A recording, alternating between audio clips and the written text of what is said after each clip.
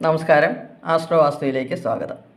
ഞാനിന്ന് ഈ വീഡിയോയിൽ സംസാരിക്കാൻ പോകുന്നത് ശുക്രൻ്റെ രാശിമാറ്റത്തെക്കുറിച്ചാണ്.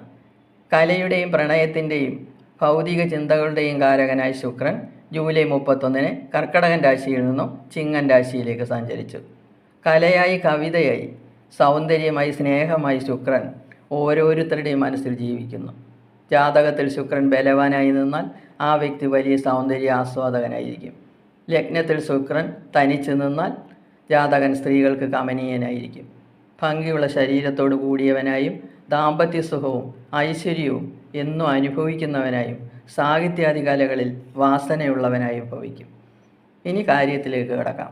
ശുക്രൻ്റെ ചിങ്ങത്തിലേക്കുള്ള രാശിമാറ്റത്തിൽ ഏതൊക്കെ രാശിക്കാർക്കാണ് സുഖാനുഭവങ്ങൾ കൂടുതൽ ഉണ്ടാകുന്നതെന്ന് നമുക്ക് പരിശോധിക്കാം. ആദ്യമായി മേടക്കൂറിനെ പറ്റി സംസാരിക്കാം. അശ്വതി, ഭരണി, കാർത്തിക, കാൽ നക്ഷത്രങ്ങൾ ചേർന്നതാണ് മേടക്കൂറ്. മേടക്കൂറിൻ്റെ 5-ാം ഭാവത്തിലൂടെയാണ് ശുക്രൻ സഞ്ചരിക്കുന്നത്. മാതാപിതാക്കൾക്ക് മക്കളെ കൊണ്ട് സുഖാനുഭവങ്ങൾ ലഭിക്കുന്ന സമയമാണ്. കുട്ടികളില്ലാതിരുന്ന ആൾക്കാർക്ക് കുട്ടികൾ ഉണ്ടാകാനുള്ള അവസരം കൂടിയാണിത്. വിദ്യാർത്ഥികൾക്ക് വൻപിച്ച നേട്ടങ്ങൾ ഉണ്ടാകും. പരീക്ഷകളിൽ ഉയർന്ന വിജയവും സ്കോളർഷിപ്പുകളും കിട്ടാനുള്ള യോഗം കാണുന്നു. ഉദ്യോഗസ്ഥർക്ക് തൊഴിലിൽ ഉയർച്ചയും പദവികളും ലഭിക്കും. നാനാതരത്തിലുള്ള സമ്പത്ത് കയ്യിൽ വന്നു ചേരും. വീട്, സ്ഥലം, വില കൂടിയ വാഹനങ്ങൾ ഇവ അധീനതയിലാകും.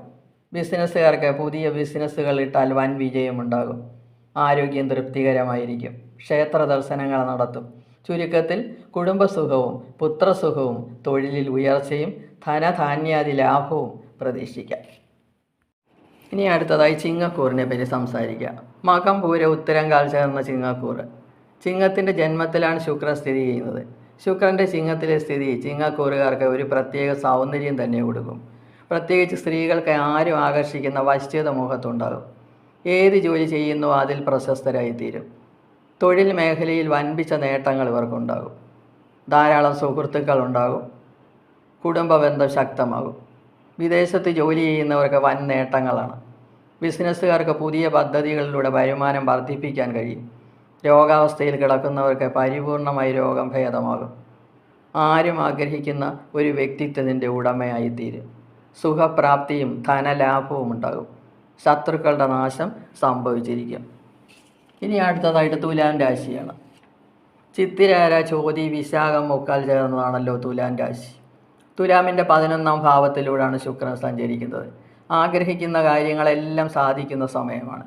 പലതരത്തിൽ സമ്പത്ത് വർദ്ധിക്കാനുള്ള അവസരമുണ്ടാകും. ഏത് കാര്യം ആഗ്രഹിച്ചാലും സാധിക്കും. കരിയറിൽ മികച്ച നേട്ടങ്ങളുണ്ടാകും. കർമ്മരംഗത്തെ തടസ്സങ്ങൾ മാറിക്കിട്ടും. ധനലാഭവും പ്രതാപവും ഉണ്ടാകും. കാര്യവിജയവും മനപ്രയാസങ്ങളും ഭയവും മാറിക്കിട്ടും. വിദ്യാർത്ഥികൾക്ക് വിചാരിക്കുന്ന കോഴ്സിൽ ചേർന്ന് പഠിക്കാൻ കഴിയും. വിദേശ പഠനം ആഗ്രഹിക്കുന്നവർക്ക് നല്ല അവസരമാണ്. പ്രണയബന്ധങ്ങൾ വിവാഹത്തിൽ ചെന്ന് ചേരും. കുടുംബത്തിൽ സന്തോഷവും സമാധാനവും ഉണ്ടാകും. സഹോദരങ്ങളുമായിട്ടുള്ള ബന്ധം ദൃഢമാകും.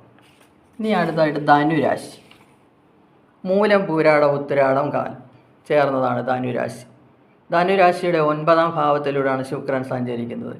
ആഗ്രഹിക്കുന്ന കാര്യങ്ങളെല്ലാം സാധിക്കുന്ന അവസരമാണ്. തടസ്സപ്പെട്ട് കിടന്ന ബിസിനസ് കാര്യങ്ങൾ പുനരാരംഭിക്കാൻ കഴിയും. കരിയറിൽ മികച്ച പുരോഗതി ഉണ്ടാകും.